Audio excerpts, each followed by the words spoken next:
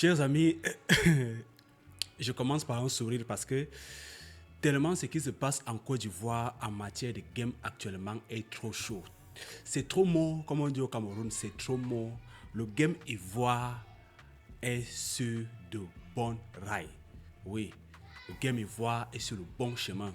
C'est-à-dire, les gars ont tellement compris le game que je ne suis pas sûr qu'il est prêt de redescendre. Le game ivoire est arrivé à un niveau où les Français même sont en train de venir s'en mêler. C'est-à-dire, pour garder sa notoriété, il y a certains Français, certains rappeurs français, voilà, qui ont tendance à venir se mêler des histoires du game ivoirien. Suivez mon regard, il s'agit bel et bien de Booba. Mais avant d'arriver chez le frère Booba, il y a d'abord une polémique qui tourne autour des vues achetées, des vues pas achetées. Bref, ça va dans tous les sens. Vous savez que le 7 février, Didi B a sorti son clip. Le même 7 février, Imra avait également mis son clip en ligne. Il était donc question d'un duel. D'un duel préparé, fait exprès, on ne sait pas. Ce qu'on sait, c'est que les deux chansons étaient sorties le même jour. Maintenant, il y a une histoire, une polémique autour des achats de vues et autres, parce qu'en réalité, Didi B, lui, avait fait 2 millions de vues en 24 heures. Imra, c'était pas mal, parce que Imra également avait fait, je crois, c'était 1 million de vues en moins de 24 heures même. Mais le record de Didi B semblait plus lourd. Alors, il fallait que les gars commencent à s'acharner de part et d'autre, des moqueries de part et d'autre, comme quoi Didi B aurait acheté des vues. Ces moqueries viennent de son ennemi du game. Voilà, il faut dire, parce qu'au fond, on ne sait pas si les deux s'écrivent, si les deux s'appellent, mais on sait, tout le monde sait que Imra est l'ennemi du game, voilà, de Didi B. Donc, Imra fait donc une sortie comme quoi les Indiens se seraient mêlés, des vues auraient contribué à ce que les vues de Didi B montent de façon époustouflante ce jour-là. Bien avant Imra, il faut rappeler que c'est Booba qui est désormais l'allié de Imra qui attire d'abord l'attention.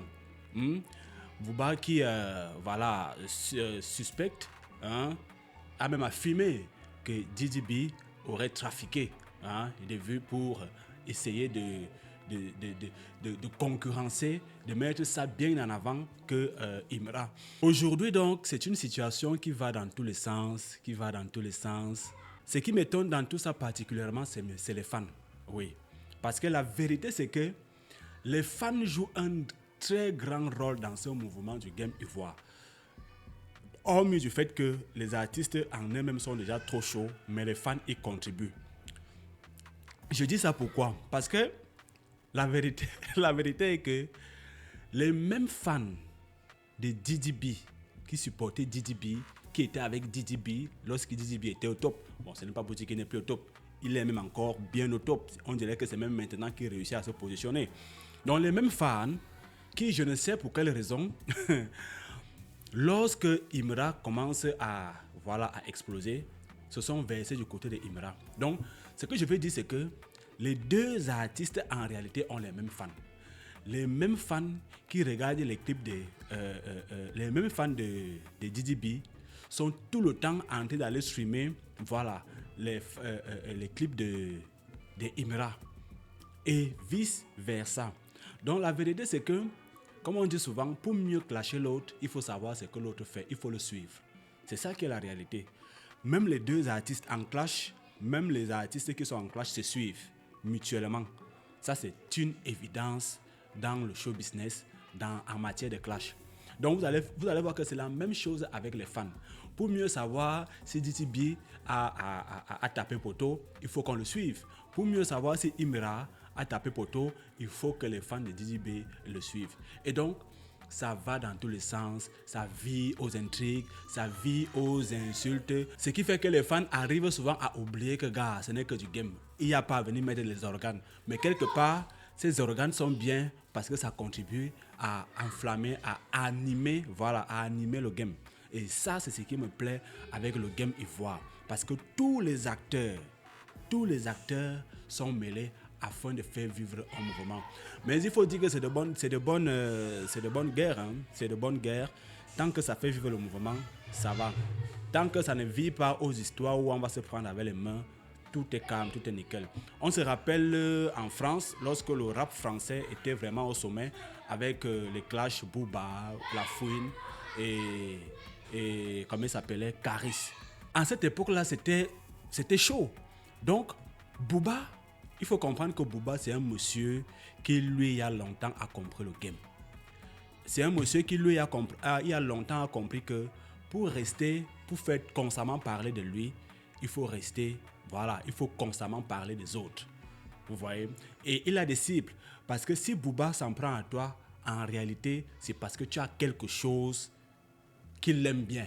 Parce que ce n'est pas forcément qu'il te déteste, ce n'est pas forcément que vous avez un problème. C'est parce que tu as quelque chose qu'il aime bien, tu as quelque chose, voilà, qu'il veut prendre, qu'il aimerait avoir. Voilà pourquoi il se plaît.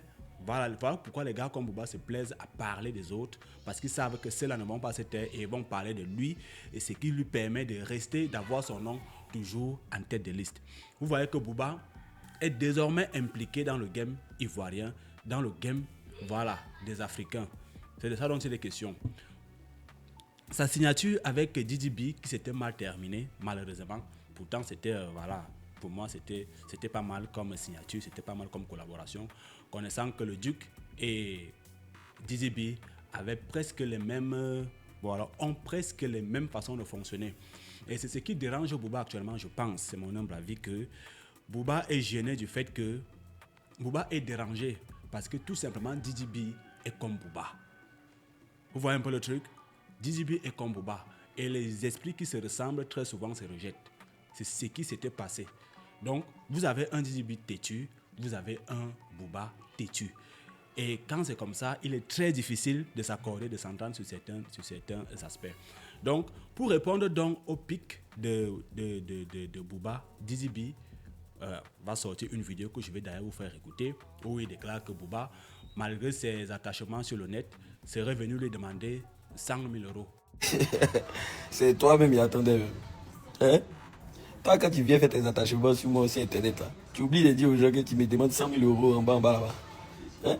Quand tu me demandes 100 000 euros, avec tout le travail que je suis en train de faire, tu veux profiter de ça? Code, dédommagement, et puis tu me demandes 1000 euros par post Instagram.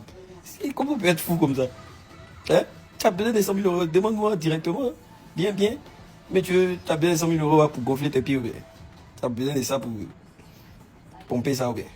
Hein? Il peut t'inviter au concert, tu vas chanter un peu d'abord, puis te donner. Il peut pas te donner ça comme ça, toi aussi. Viens ta tête lisse. Vous voyez donc un Booba qui sera en train de demander 100 000 dollars, 100 000 euros à un gars comme Didi B. C'est vrai ou c'est faux, mais est-ce que Didi B en réalité serait venu faire une déclaration pareille? On sait que dans le game, tout est possible. Surtout lorsqu'il s'agit des rappeurs, lorsqu'il s'agit d'une histoire dans laquelle, voilà, Booba est mêlé. 100 000 euros, est-ce réel que Booba le lui aurait vraiment demandé? On ne sait pas. Il n'y a que Booba et Didi B qui peuvent nous le dire. Donc, ce qu'on retient, c'est que, voilà, c'est de bons clashs, c'est de bonnes guerres, tant que ça permet de garder le game au top. Donc, je ne sais pas ce que vous en pensez. Dites-le moi aussi en commentaire. On se retrouve très bientôt pour une autre vidéo. Portez-vous bien. God bless.